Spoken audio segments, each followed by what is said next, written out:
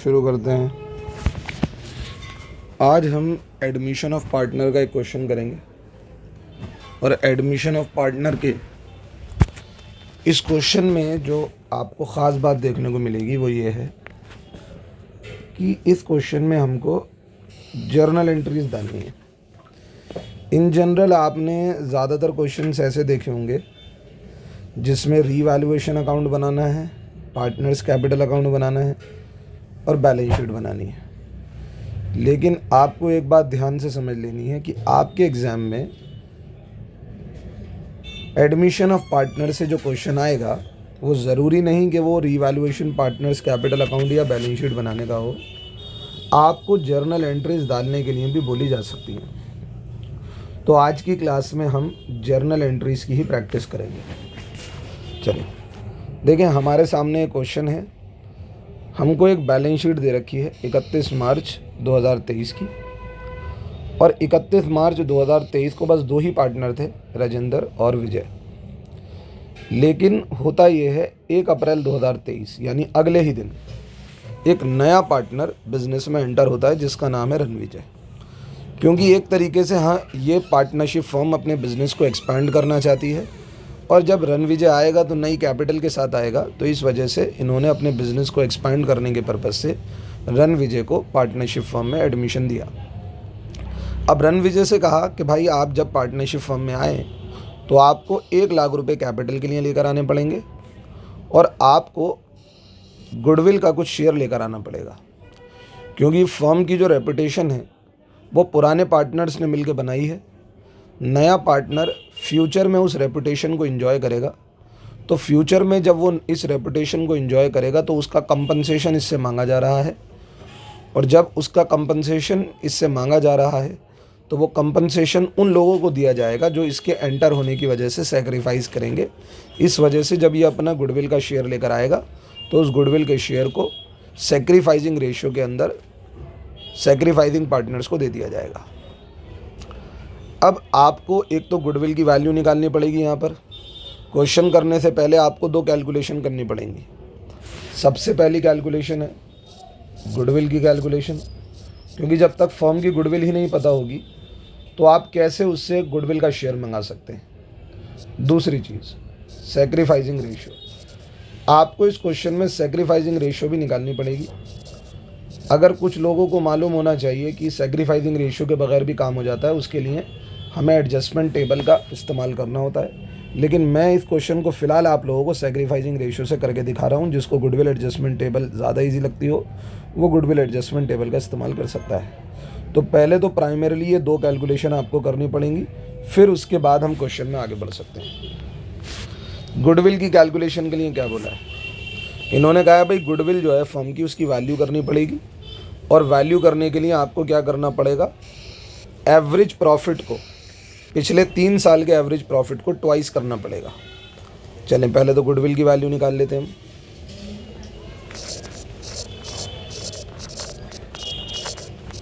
$150, $130, $170 divided by 3, ये हो जाएगा आपका एवरेज प्रॉफिट। अब जो भी एवरेज प्रॉफिट आएगा आप उसको ट्वाइस कर दीजिएगा, ऐसा क्वेश्चन कह रहा है, तो आपको फर्म की गुडविल की वैल्यू पता लग जाएगी। 1,30,000 और 1,70,000 3 लाख होते हैं। 1.5 लाख ऐड कर दिए जाएँ 4.5 लाख होते हैं। 4.5 लाख को 3 से डिवाइड करेंगे 150 होते हैं, और 150 को 2 से मल्टीप्लाई किया जाए तो 3 लाख होते हैं। तो फर्म की गुडविल तो हो गई 3 लाख। फिर उसके बाद जो नया पार्टनर आ रहा है रणविजय,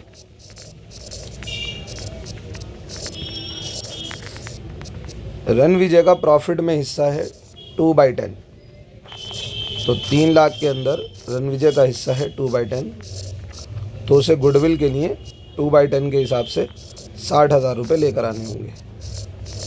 अब ये जो 60,000 रुपये ये गुडविल के लिए लेकर आएगा, ये वर्किंग नोट नंबर 1 है हमारा। अब ये जो 60,000 रुपये ये गुडविल के लिए लेकर आएगा, उसको रखेगा कौन? उसे रखेंगे sacrificing partners in the sacrificing ratio. तो हमें क्वेश्चन में सेक्रीफाइजिंग रेशियो भी कैलकुलेट करनी पड़ेगी कि किस पार्टनर ने कितना सेक्रीफाइस किया, राजेंद्र और विजय। आपको पहले पता लगाना है कि राजेंद्र ने कितना सेक्रीफाइस किया। देखें भाई, राजेंद्र के पास पहले शेयर हुआ करता था 3/5, अब राजेंद्र के पास शेयर होता है 5/10।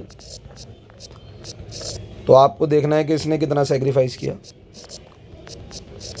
डिनोमिनेटर सेम कर लेते हैं हम, 6/10 माइनस 5/10 इक्वल्स टू 1/10। राजेंद्र ने सेक्रीफाइस किया 1/10। दूसरा, विजय, क्या विजय ने भी सेक्रीफाइस किया है? विजय के पास पहले हुआ करता था 2/5, आज विजय के पास कितना है? 3/10।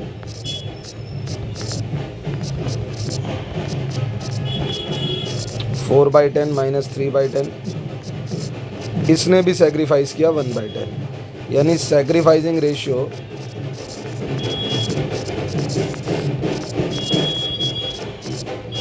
ऑफ राजेंद्र और विजय 1/10 और 1/10, यानी कि 1:1। हाँ जी, तो देखिए हमारी दोनों कैलकुलेशन जो इस क्वेश्चन के लिए ज़रूरी थी वो हमने कर दी है। अब हम अपनी जर्नल एंट्री स्टार्ट करते हैं। चलें, सबसे पहले हम गुडविल को कम्प्लीटली ट्रीट कर लेते हैं। देखो, एक गुडविल है जो हमें बैलेंस शीट में नज़र आ रही है, 50,000 की गुडविल। ये गुडविल एग्जिस्टिंग गुडविल कहलाती है और नए पार्टनर के एडमिशन से पहले हमें इस गुडविल को राइट ऑफ करना होता है, क्योंकि बैलेंस शीट में एग्जिस्ट करने वाली गुडविल जो है वो बिज़नेस का पुराना कैपिटल लॉस है और नया पार्टनर इस लॉस में ज़रा सा भी इन्वॉल्वमेंट नहीं रखना चाहेगा। वो कहेगा मेरे आने से पहले इस एग्जिस्टिंग गुडविल को आप लोग राइट ऑफ करें। आपने जब ये लॉस कमाया तो आपका रेशो 3:2 था, तो मेरे आने से पहले इस लॉस को बांट लीजिए 3:2 की रेशो में। चलें, तो सबसे पहली जर्नल एंट्री हमारी गुडविल को राइट ऑफ करने की। गुडविल हमारे लिए एसेट है, एसेट का नेचर डेबिट होता है। जब उसको राइट ऑफ करेंगे तो उसको क्रेडिट किया जाएगा।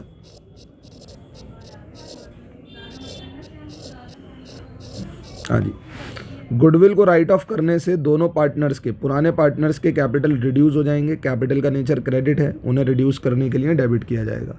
यानी राजेंद्र का कैपिटल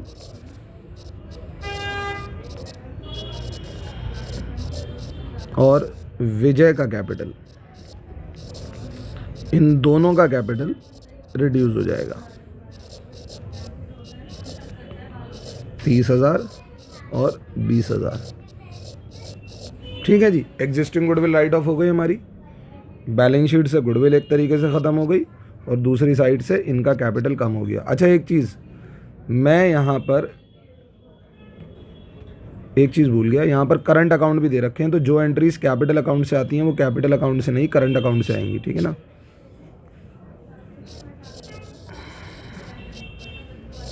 ठीक है, चलें, ये तो एग्जिस्टिंग गुडविल राइट ऑफ हो गई। एक तरफ से बैलेंस शीट की एसेट साइड से गुडविल खत्म हो गई और दूसरी साइड से करंट अकाउंट की वैल्यू रिड्यूस हो गई।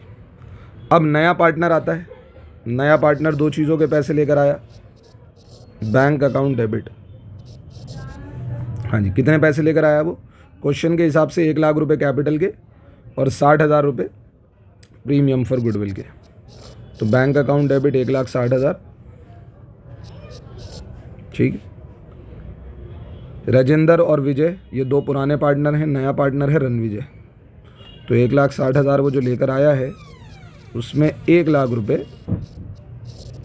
रणविजय अपनी कैपिटल के लेकर आया है और 60,000 रुपये वो प्रीमियम फॉर गुडविल के लेकर आया है।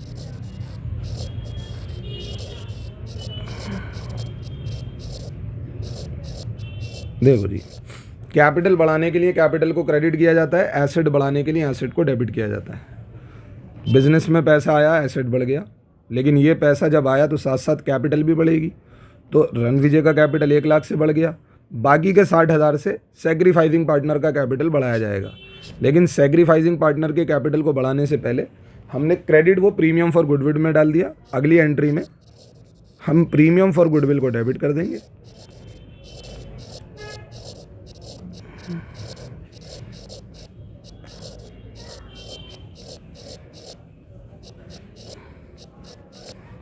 और सैक्रिफाइसिंग पार्टनर्स यानी राजेंद्र और विजय,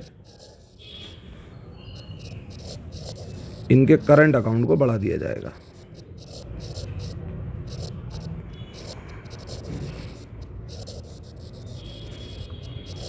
क्या था सैक्रिफाइसिंग रेशियो? 1:1। ठीक है, देखो भाई, गुडविल से रिलेटेड जर्नल एंट्रीज आ गई। गुडविल से रिलेटेड जर्नल एंट्रीज आ गई। एक तरीके से हमारा ये पॉइंट भी यूज़ हो गया, ये पॉइंट भी यूज़ हो गया। ठीक है, अब आते हैं हम रिजर्व्स पे। क्या आपको बैलेंस शीट में रिजर्व्स नज़र आ रहे हैं? बिल्कुल नज़र आ रहे हैं सर। जनरल रिजर्व्स हैं 60,000 रुपये के। इन रिजर्व्स को डिस्ट्रीब्यूट कर दीजिए। मुझे बताएं, रिजर्व्स बैलेंस शीट से ख़त्म हो जाएंगे और करंट अकाउंट बढ़ जाएगा, यानी 60,000 अब यहाँ की जगह इस 60,000 में ऐड हो जाएगा। तो यानी रिजर्व और करंट अकाउंट दोनों लाइबिलिटी साइड पर हैं, दोनों का नेचर क्रेडिट है। एक ख़त्म हो जाएगा और दूसरा बढ़ जाएगा। तो यानी एक क्रेडिट बैलेंस ख़त्म हो जाएगा, दूसरा क्रेडिट बैलेंस बढ़ जाएगा। तो आप जर्नल एंट्री डालेंगे, जनरल रिजर्व का क्रेडिट बैलेंस ख़त्म हो गया,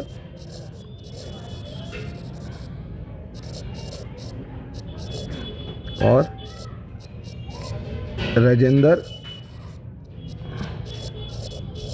और विजय, इन दोनों का करंट अकाउंट बढ़ जाएगा।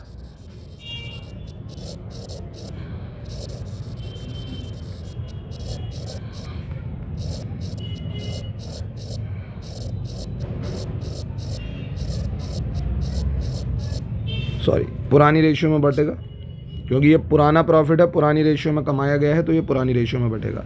बस प्रीमियम फॉर गुडविल एक ऐसी चीज़ है जो सैक्रिफाइसिंग रेशियो में बढ़ती है, बाकी सारी चीज़ें ओल्ड रेशियो में बढ़ती हैं बेटा।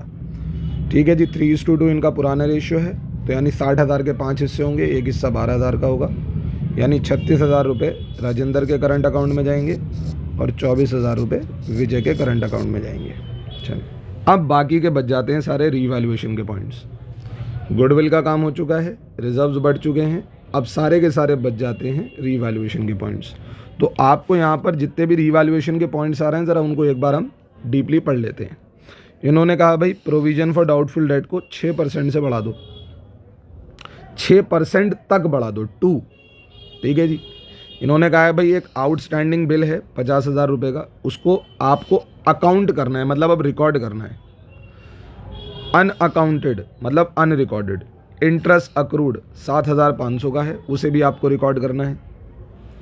इन्वेस्टमेंट को आपने बेच दिया है उसकी बुक वैल्यू पे। हाफ ऑफ द स्टॉक, आधा स्टॉक जो है वो राजेंद्र ले गया है, और राजेंद्र ने आधे स्टॉक की वैल्यू लगाई है 42,000। बाकी का जो बचा हुआ स्टॉक है उसको फिर रीवैल्यू कर दिया जाएगा एट दी सेम रेट। ठीक है जी, और बाकी का जो रिमेनिंग स्टॉक है उसको रीवैल्यू कर दिया जाएगा सेम रेट से। ठीक है भाई, ये काम भी हमारा हो जाएगा। चलें, अब देखें, मेरी बात सुने। यहाँ पर ए पॉइंट और बी पॉइंट को अगर देखा जाए तो इन दोनों में प्रोविज़न बढ़ाना और एक आउटस्टैंडिंग लाइबिलिटी को बढ़ाना, यानी प्रोविज़न बढ़ाना भी एक तरीके से लाइबिलिटी बढ़ाना है, क्योंकि आप सब जानते हैं कि प्रोविज़न जो है वो भले से एसेट साइड पर लिखा हुआ है, लेकिन एसेट साइड पर आप देखें ये लेस करके लिखा हुआ है, इसका मतलब ये लाइबिलिटी साइड की आइटम है। आपसे कहा जा रहा है प्रोविज़न को बढ़ाइए, यानी एक लाइबिलिटी बढ़ाने को कहा जा रहा है, और आपसे कहा जा रहा है कि एक आउटस्टैंडिंग बिल है वो रिकॉर्डेड नहीं है, आप उसे रिकॉर्ड करें। यानी ए और बी पॉइंट में दोनों में आपको कोई लाइबिलिटी बढ़ानी है, यानी एक क्रेडिट बैलेंस बढ़ाना है। और क्रेडिट बैलेंस को बढ़ाने के लिए आप जर्नल एंट्री किस तरीके से डालेंगे? हाँ जी, हाँ जी, आप लिखेंगे provision for doubtful debt,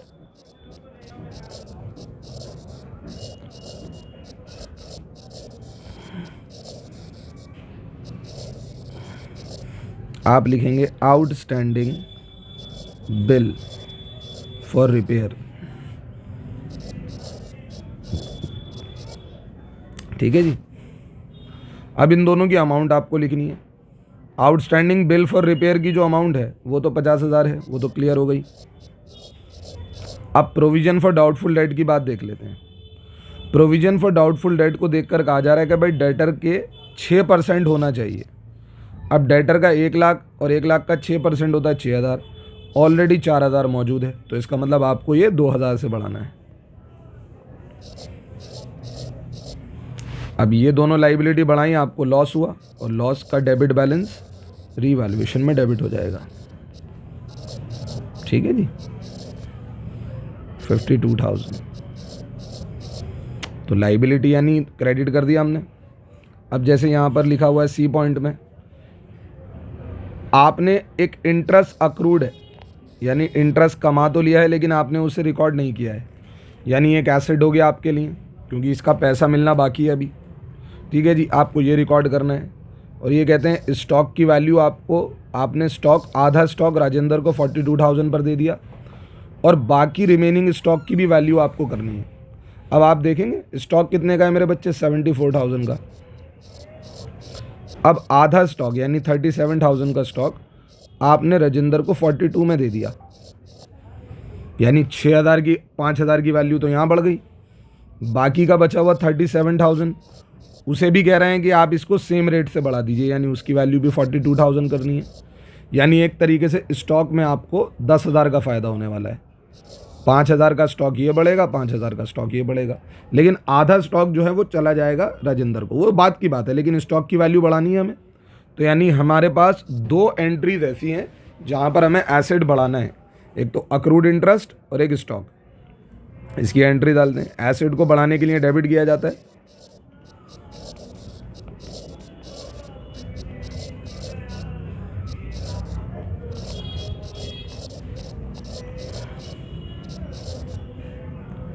stock बढ़ाना है हमें 10,000 से, और अक्रूड इंटरेस्ट की वैल्यू हमें कितने से रिकॉर्ड करनी है, 7,500 से। तो टोटल मिलाकर रीवैल्यूएशन में क्या हो जाएगा, क्रेडिट हो जाएगा।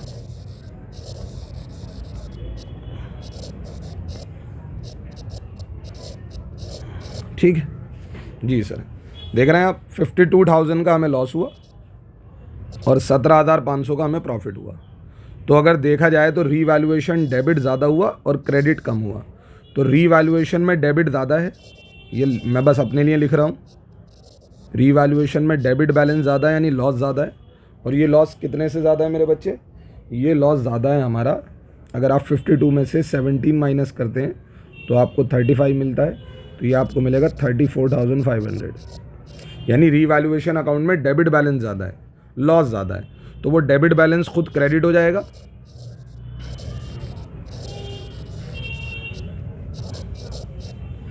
$34,500। और जो 2 पार्टनर्स हैं हमारे पुराने, राजेंद्र,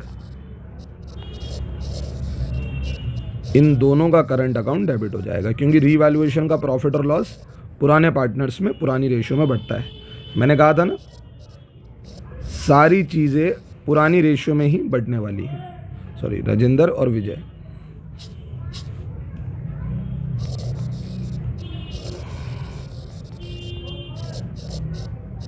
ठीक है, ओल्ड रेशियो के अंदर आप बांट देना इसे 3:2 की रेशियो में।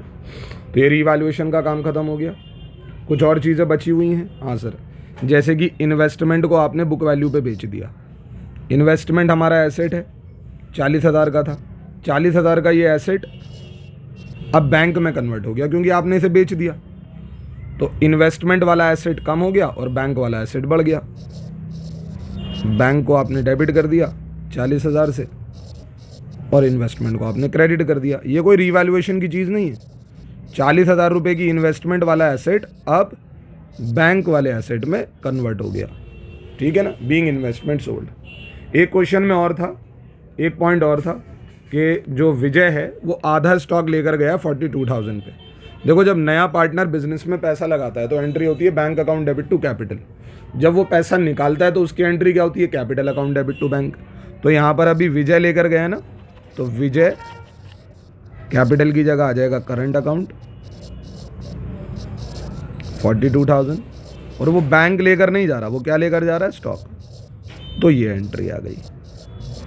ठीक है ना। बाकी जो नॉर्मल एंट्रीज होती हैं वही डली हैं।